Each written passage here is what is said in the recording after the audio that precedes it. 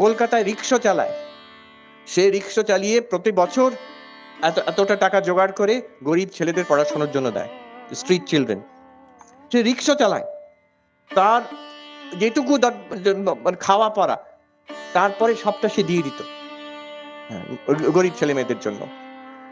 তো একদিন সে এক বছর সে দিতে পারেনি, তার শরীর খারাপ। আর বলছে, আমি কি জিজ্ঞেস করতে, তিনি বলছেন, সে রিক্সা চালক, তিনি বলছেন যে কাঁদছেন ঝরঝর করে, বলছে আর তো চালাতে পারি না বাবা, আমার টাকা নিয়ে। ওনার দুঃখটা হচ্ছে যে ওই বাচ্চাদের আমি খাওয়াতে পড়াতে পারতাম, সেটা পারছি না। তো ওনাকে একবার ডেকেছিলেন গোলপার্কে বক্তৃতা দিতে, ওই রিক্সা চালক যিনি, তিনি একটা কথা বললেন, দেখুন শিবা ভাবে জীব সেবা কেমন হয়। তিনি বলছেন, হঠাৎ বলছেন, আমি তো ঈশ্বরকে দেখিনি।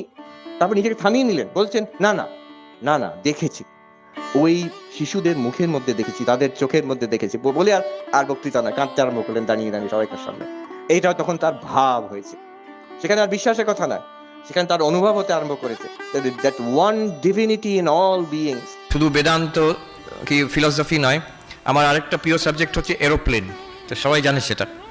তো আমার আগে যারা ছিল ব্রহ্মচারী মহারাজরা, টিচার, স্টুডেন্টরা, অনেক বছর আগে আমি যখন ব্রহ্মচারী নূতন সন্ন্যাসী হয়েছি, তারা জানতো বিশ্বমাজ প্লেন পাগল মানুষ।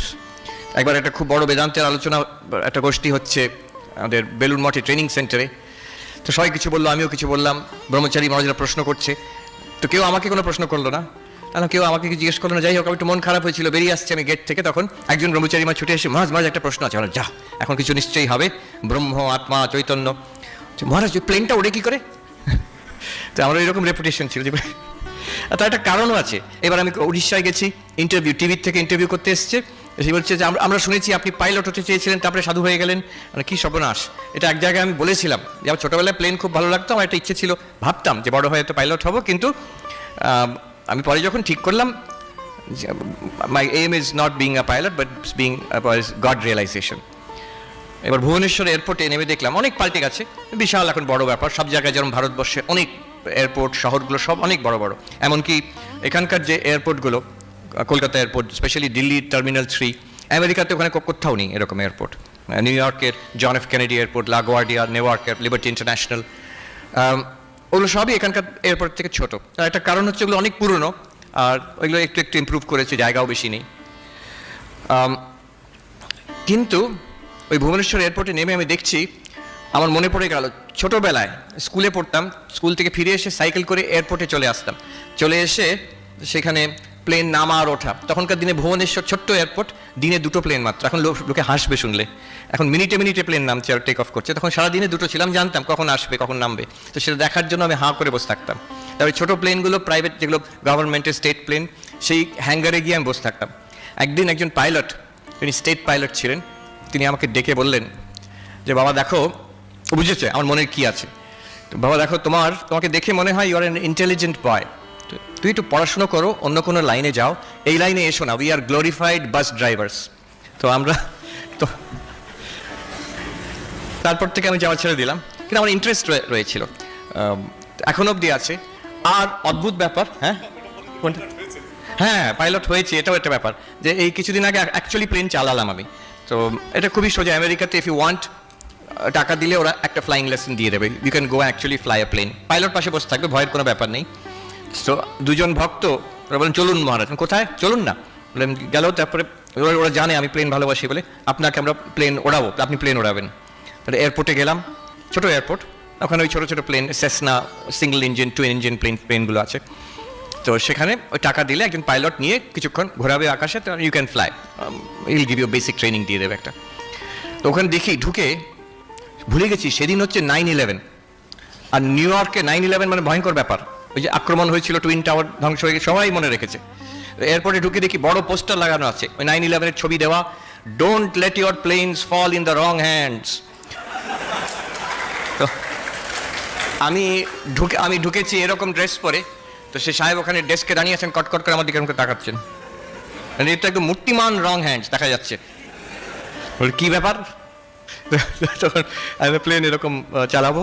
তো পাইলটেরও সন্দেহ হয়েছে যে আপনি গাড়ি চালাতে জানেন? আমি বললাম এখন সত্যি কথা যে গাড়ি চালাতে জানি, আমি ক্যালিফোর্নিয়াতে চালাতাম, কিন্তু আমার লাইসেন্স নেই। তো এখন বললাম যে না, আমার তো আমি লাইসেন্স ড্রাইভার নই। ও তো ভয় পেয়ে গেল যে কাকে প্লেন চালানো শেখাতে হবে। তো টেক অফ করে তারপরে প্রায় 2 ঘন্টা আমি প্লেন চালালাম। ল্যান্ডিংয়ের পরে কিন্তু ল্যান্ডিং আর টেক অফটা পাইলট করে দেয়। তারপর পাইলট খুব খুশি হয়। ওই দুজন ভদ্রলোককে, যে ভদ্রমহিলা আমাকে নিয়ে গেছিলেন, তাদের বললেন যে is the best first time pilot I've ever seen. First টাইমের জন্য এর বেস্ট, এরকম। হ্যাঁ, হাততালি দেওয়ার কিছু নেই, ওটা ওই দীর্ঘ সারা জীবন প্লেনের বই পড়তে পড়তে থিওরিটিক্যাল নলেজ টনটনে, কোনোদিন প্র্যাকটিক্যাল করিনি। সো এটা তো প্লেনের ঘটনা। আরেকটি সাধুর কথা বলি। যোগ বাশিষ্ঠর কথা যখন উঠল, তাকে আমি পেয়েছিলাম, তিনি আমাদের সঙ্গের সন্ন্যাসী নন, তিনি গঙ্গোত্রীতে ছিলেন, ব্রহ্মচারী মহারাজ, ব্রহ্ম চৈতন্য তার নাম ছিল। তো তাকে আমি পেয়েছিলাম, আমি একবার ওই গঙ্গোত্রীতে একটা কুটিয়াতে, যোগাশ্রম কুটিয়াতে আমি বসে কিছুদিন ছিলাম। তো তিনি পাশের কুটিয়াতে থাকতেন। লম্বা চওড়া পাঞ্জাবি শরীর আর সাদা আলকাল্লা পরে থাকতেন, এই লম্বা দাড়ি। যারা ওই Lord of the Rings cinema দেখেছেন, গ্যান্ডালফ দি ম্যাজিশিয়ান যদি দেখে থাকেন, ওই লম্বা এরকম দাড়ি, সাদা, ওই ঠিক এক্স্যাক্টলি ওই পিকচার। দাড়িটা আরও লম্বা, তার চুল এত লম্বা ছিল সেগুলো বেঁধে রাখতে হতো এখানে। বেঁধে রাখার একটা মজার গল্প আছে, সে আমার সামনেই ঘটে। উনি আমার ওই কাঠের বেঞ্চে বসে আমার সঙ্গে কথা বলছেন। তো একটি ছেলে এসছে, তখন তীর্থযাত্রীরা এসছে গঙ্গোত্রীতে। তো কারুর ছেলে, তার ছেলে, বাচ্চারা খুব পছন্দ করতো ওনার সঙ্গে সামনে এসে খেলতো, গল্প করতো। একজন একটি ছোট ছেলে দুষ্টু এসে জিজ্ঞেস করছে হিন্দিতে যে ওই যে চুল বাঁধা আছে এরকম করে, সেটা ওর খুব ফ্যাসিনেটিং লেগেছে। ইসসে আপ ক্যা করতে হ্যাঁ, পিং পং খেলতে হ্যাঁ? কি আপনি পিং পং খেল? ও হ্যাট ব্যাটা বলে পালিয়ে গেল। আমি ওনাকে জিজ্ঞেস করেছিলাম তখন, উনি সারা বছর থাকেন গঙ্গোত্রীতে, অল্প কিছু লোক সারা বছর থাকেন। আমরা তো গিয়েছিলাম, যত গেছি তারা দুর্গাপুজোর আগে নেমে আসতাম, নবরাত্রির আগে। কিন্তু সারা বছর বরফের মধ্যেও থাকেন, এখনো আছেন, কিছু অল্প সাধু থাকেন, উনি থাকতেন। তো ওনাকে আমি জিজ্ঞেস করলাম, আচ্ছা মহারাজ, এই যে মহাত্মাজি, এই যে এখন লোকজন আসছে আপনার পরিচিত, তারপরে এইসব বাচ্চারা আসছে, খেলছে, আপনি আনন্দ করছেন, আমরাও আসছি, তারপরে যখন শীতের সময় চারিদিকে বরফ, একটা মানুষকেও কোথাও দেখা যায় না, আপনি 5-6 মাস ওইভাবে থাকেন বরফের মধ্যে। এই আমেরিকার মতন নয় যে ভীষণ ঠান্ডা বাইরে, ভেতরে কিন্তু কমফোর্টেবল একদম, হিটিং আছে, কোনো অসুবিধা নেই। মনে আছে গত বছর নিউ ইয়র্কের কোল্ডেস্ট আই হ্যাড সিন, একদিন হয়ে গেছিল -25। কিন্তু ওরকম করা কিছু নেই, ভেতরে খুব কমফোর্টেবল, সোয়েটারও পরতে হয় না, আর বাইরে বরফও নেই, ঝলমলে রোদ, মনে হচ্ছে যে কি সুন্দর, বেরোলেই মরে যাবে। তো -25। কিন্তু গঙ্গোত্রী তো এরকম নয়, বাইরে যেমন ঠান্ডা ভেতরেও তেমন, বিছানাতে ঢুকলে কম্বলের মধ্যেও তেমন ঠান্ডা। তো কাজে ওখানে আপনি এরকম থাকেন, আপনার ডোন্ট ইউ ফিল লোনলি? তখন উনি একটা সুন্দর কথা বলেছিলেন, মে আব মজে মে হুঁ আর তব और भी मजे में रहता हूँ। এখন আমি খুব আনন্দে আছি, এসব আছে, আর যখন কেউ থাকে না, একা থাকি, আরো আনন্দে থাকি তখন। তো তিনি করতেন, কেন ওনার কথা বলছি, তিনি এখানে কলকাতার লোক। আচ্ছা, আরেকটু বলে দিই ওনার বিষয়, ইন্টারেস্টিং। তিনি কলকাতার লোক, উনি ইঞ্জিনিয়ার, বিটস পিলানির ইঞ্জিনিয়ার ছিলেন এক সময়, আর নিজের বিজনেস ছিল, কলকাতায় কাজ করতেন। বলছেন, আমি আপনাদের সারদা পীঠে গিয়ে ধর্মীয় বই কিনতাম, আর একদিন কিনেছি ব্রহ্মসূত্র। ব্রহ্মসূত্রর প্রথম সূত্র পড়তে বসেছি, অথাতো ব্রহ্ম জিজ্ঞাসা, হেন্স দেয়ারফর এনকোয়ারি ইনটু ব্রহ্ম। অথ শব্দের মানে কি? সাধন চতুষ্টয় সম্পন্ন প্রমাতাধিকারী, সাধন চতুষ্টয় প্রাপ্ত হয়ে বিবেক, বৈরাগ্য, সমদমাদি ষট সম্পত্তি, মুমুক্ষুত্ব লাভ করে তারপরে ব্রহ্ম জিজ্ঞাসা আরম্ভ হয়। তখন উনি বলছেন, এইটা পড়ে আমার মাথা খারাপ হয়ে গেল। আমি ভাবলাম, আমার তো কোনো যোগ্যতা নেই, তাহলে এই জীবনে কি আমি ব্রহ্মজ্ঞান লাভ করতে পারবো না, ভগবান লাভ করতে পারবো না? বলে উনি বলছেন, আমি ঘর ছেড়ে বেরিয়ে পড়লাম। আমি পাগলের মতন হাঁটতাম, হাঁটতে হাঁটতে হিমালয়ের দিকে চললেন, আমাদের সেই হরিদ্বার হয়ে উত্তরকাশীতে এসে তিনি একটা হোমলেস ভিখিরির মতন, পাগলের মতন হয়ে গেছিলেন। বলছেন, একদিন আমি হেঁটে যাচ্ছি, লোকে ভিক্ষে দিত, সেটা খেতাম, আর কি ভাবছি আমার এখনো মনে নেই আর। কিন্তু একদিন দেখছি একটি আশ্রমের পাশ দিয়ে যাচ্ছি, আমার কানে ওখানে পড়ানো হচ্ছে বেদান্ত, কানে এলো অথাতো ব্রহ্ম জিজ্ঞাসা। তখন আমার টনক নড়লো, ওখানে গিয়ে বসলুম। তো ব্যাখ্যা চলছে, বেদান্তের ব্যাখ্যা, ব্রহ্মসূত্রের ব্যাখ্যা। আস্তে আস্তে আমার মন শান্ত হলো, প্রতিদিন গিয়ে ওই আশ্রমে বসে থাকতাম, ওই ব্রহ্মচৈতন্য আমাকে বলছেন। তো সেই যিনি পড়াচ্ছিলেন তারই আমি শিষ্য হলাম, তিনি আমাকে ব্রহ্মচর্য দিলেন, আমি ব্রহ্মচৈতন্য নাম হলো আমার। যতদিন আমার গুরুর শরীর ছিল আমি ছিলাম ওখানে। গুরুর শরীর চলে যাওয়ার পরে আমি আর সন্ন্যাস নিইনি, এই ব্রহ্মচারী অবস্থায় আমি গঙ্গোত্রীতে চলে এসেছি। এইভাবে সাধন ভজন করে আমি শেষ জীবন অবধি কাটিয়ে দেবো, আমি খুব আনন্দে আছি। আচ্ছা, উনি এইসব বলার কারণ একটা, উনি কি করতেন, সকাল থেকে সূর্যাস্ত অবধি ওই কুটিয়ার সামনে, আমার এখনো চোখে ভেসে ওঠে, ওই সামনে বসে থাকতেন, ওই ধপধপে সাদা দাড়ি, সাদা ড্রেস, আর এই কাঠের একটা বেঞ্চ, সেখানে যোগ বাশিষ্ঠ ওনার কাছে অরিজিনাল সংস্কৃততে ছিল, সেইটার থেকে ইংরাজিতে ট্রান্সলেট করতেন নোটবুকে বসে বসে। হ্যাঁ, চারিদিকে পর্বত শৃঙ্খলা, তার মধ্যে গ্লেশিয়ার নেমে আসছে, তখন তো সামার টাইম, বরফ নেই ওখানে গঙ্গোত্রীতে। আর উনি ট্রান্সলেট সারাদিন ধরে ওই পড়ছেন যোগ বাশিষ্ঠ আর ট্রান্সলেট করে যাচ্ছেন, আর খাতার পর খাতা ভরে যাচ্ছে। তিনি ওটা কি হবে আমি শুনেছিলাম, উনি এটা প্রথমবার করছেন না, যে উনি এটা আগেও করেছেন, পুরো যোগ বাশিষ্ঠ ট্রান্সলেট করেছেন, হয়ে যাওয়ার পরে ওই সব খাতাগুলোকে নিয়ে গঙ্গায় ফেলে দিতেন, আবার প্রথম থেকে আরম্ভ করতেন। তার কারণ পাবলিকেশন করার নয়, ওনার মনটা ওইখানে রাখা। তো ওইটুকু বলে, আচ্ছা আরেকটা কথাও বলে দিই ওনার বিষয়, ভালো লাগবে শুনে। এই প্রকাণ্ড অদ্বৈতী মানুষ, আমরা একসঙ্গে ভিক্ষে করতে যেতাম অন্য ক্ষেত্রতে।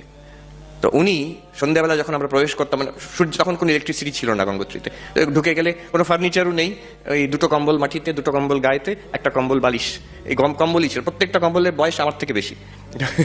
আর সেই কাঠের একটা কুটিয়া হাট, পাশের হাটে উনি আছেন, মানে কুটিয়াতে উনি আছেন। সন্ধে হয়ে গেলেই সূর্যাস্ত, ঢুকে গেছি, অন্ধকার, গুটগুটে অন্ধকার, মানে চোখের সামনে হাত ঘোরালেও বোঝা যায় না, যে কিছু দেখা যাচ্ছে না। মাঝে মাঝে ওই সোয়েটার থেকে ওই স্ট্যাটিক ইলেকট্রিসিটি চক করে উঠতো, কখনো মাঝে ফ্ল্যাশ ইলেকট্রিসিটিতে, এছাড়া কোনো আলো নেই কিছু। আর আমি শুনতাম গঙ্গার স্রোতের আওয়াজ, তার থেকে ক্ষীণ গলায় শোনা যেত পাশের কুটিয়ার থেকে আওয়াজ আসছে, নারায়ণ নারায়ণ শ্রীমদ নারায়ণ নারায়ণ, ঘন্টার পর ঘন্টা। যে সারা দিন অদ্বৈত অদ্বৈত অহম ব্রহ্মাস্মি করে কাটিয়ে দিল, সন্ধেবেলাটা নারায়ণ নারায়ণ শ্রীমদ নারায়ণ নারায়ণ করে ওই গভীর রাত্রি অবধি চলতো, একটু একটু করে শোনা যেত। এক বছর আমি হার্ভার্ড ইউনিভার্সিটিতে ছিলাম, তো আমি গিয়ে দেখতাম যে কিভাবে, আমি তো অনেক বছর পরে পড়তে গেছি, মানে সেই 1994-এ I left and I came to be a monk. তারপরে শিক্ষণ মন্দিরে ছিলাম অবশ্য, বিএড এক কিছু। এত বছর পরে ওখানে গেছি পড়তে, তো see how the culture has changed. কারণ সবাইকার ওই ক্লাসে বসে আছে, সবাইকার ল্যাপটপ আছে, আর remember these are all very good students.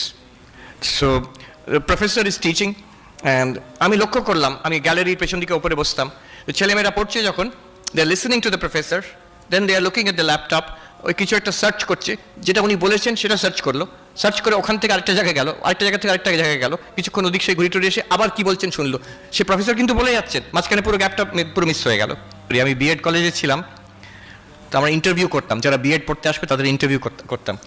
তো মজার মজার ঘটনা হতো মাঝে মাঝে। হ্যাঁ, আমার মনে আছে বাংলার ইন্টারভিউ হচ্ছে, একজন ক্যান্ডিডেট এসে বসেছেন, তাকে প্রশ্ন করা হচ্ছে, আচ্ছা বলো তো সর গোস্বামীর নাম বলো। তো সেই ছেলেটি, মাস্টারমশাই, বাংলার মাস্টারমশাই, সে বলছেন রূপ, আমাদের দিকে তাকাচ্ছে ঠিক হচ্ছে কিনা, সনাতন, আর মনে পড়ছে না। তারপরে বলল জয় গোস্বামী। যিনি বাংলার মাস্টারমশাই উনি উফ এরকম করে। তো সেইখানে একজন ক্যান্ডিডেট এলেন, বিরাট লম্বা দাড়ি, এরকম ঝাঁকড়া ঝাঁকড়া চুল, আমরা দেখে তো অবাক হয়ে গেছি, কি ব্যাপার? বলছে আমি কালীর সাধক। তাই? তা আপনি কি করেন মাস্টারমশাই? বলছে আমি রাত্রিরে কালী কীর্তন করি। তা আমাদের ওয়ার্ডেন মহারাজ যিনি ছিলেন, উনি বললেন যে বাবা তুমি এখানে যদি এরকম করো তো অন্য ছাত্ররা তোমার পেছনে লাগবে, তুমি থাকতে পারবে তো হোস্টেলে? তো ও খুব মিষ্টি ভাষী, উনি বলছেন, ওই বলছে যে আমার কোনো অসুবিধে নেই মহারাজ, ওরা থাকতে পারবে কিনা সেটা সন্দেহ আছে। এত কনফিডেন্স নিজের ওপরে। কিন্তু পরবর্তীকালে দেখা গেল ওনার এত সুন্দর ব্যবহার, এমন লিডারশিপ, সব ওই ব্যাচের এখনো অব্দি আমি মনে রেখেছি, হ্যাঁ, সব ছাত্ররা আজ অব্দি ভুলতে পারেনি তাকে। সে সবাইকার জন্য always ready to help everybody, সবাইকার সঙ্গে মিষ্টভাষী। Within few days he became the leader of the entire batch. যত আমাদের কাজ, জগদ্ধাত্রী পুজোর খাওয়া টাওয়া সব কিছু উনি দায়িত্ব নিয়ে করেন, আর একবারও রাগ করা নয়, বিরক্তি নয়। আর অদ্ভুত দেখলাম সবাই ওর কথা শোনে, সবাই। কালীর সাধনা কিছু ব্যাপার আছে বলে মনে হচ্ছে, কিন্তু ওই আনসেলফিশ, সব সময় সবাইকে সাহায্য করার জন্য। কারোর শরীর খারাপ আছে, কারোর কিছু দরকার, তো ছুটে গিয়ে আগে আগে করবে লিডারশিপ। এখন স্কুলের হেডমাস্টার আছেন বলে আমি শুনেছি। একবার এই লখনৌ এয়ারপোর্টে আমাকে জিজ্ঞেস করেছিল যে আপনি তো অনেক জায়গায় লেকচার দেন, কোন কোন জায়গায় সবচেয়ে অদ্ভুত অদ্ভুত জায়গায় লেকচার দিয়ে 5টা বলুন তো। তো একটা ছিল, আমি একবার লখনৌ এয়ারপোর্টে রাত্রি যাচ্ছি, আমি ওনলি প্যাসেঞ্জার, কলকাতায় আসছিলাম অনেক বছর আগে। তো যে ওখানে যেমন সিকিউরিটি চেক করে, সার্জেন্ট যিনি ছিলেন এই বাক্সর উপর দাঁড় করিয়ে ফ্রিস্কিং, তো ওটা করছেন। তো আমাকে বলছেন, এই গেরুয়া পরেছিলাম, তো উনি বলছেন কুছ বাতাইয়ে, কিছু বলুন। এখানে এখানেই। তারপরে ওনার যে কলিগ যারা কেউ ছিল না, তো তারা সব এসে দাঁড়ালো, পুলিশ সব বন্দুক টন্দুক নিয়ে দাঁড়িয়েছে, ওরা বলুন কিছু। তো আমাকে ওইখানে বক্তৃতা দিলাম আবার। তো কি বক্তৃতা? যে আমি বললাম, আপনি যখন ঘর থেকে বেরোন কাজ করতে, পুজো করে বেরোন, তিনি বলছেন, হ্যাঁ হনুমান জি কো ফুল চড়াতে হ্যাঁ। উত্তরপ্রদেশের লোক। তো আমি বললাম, ঠিক আছে, তো সারাদিন ধরে এতগুলো মানুষ আপনার সামনে দিয়ে যায়, আপনি তাদের চেক করবেন, পোলাইটলি, ফার্মলি, মনোসংযোগ দিয়ে চেক করবেন, আর এক একজনকে পাস করবেন, মনে মনে আরেকটা ফুল হনুমানজির পায়ে দেবেন। হ্যাঁ, এইভাবে। উনি সরল মানুষ, খুব খুশি হলেন শুনে, বলে, আরে বাহ, দিন ভর হনুমানজি কা পূজা, সারা দিন ধরেই হনুমানজির পুজো চলছে। বলে, হ্যাঁ সত্যি তাই হতে পারে। শিবজ্ঞানে জীব সেবা।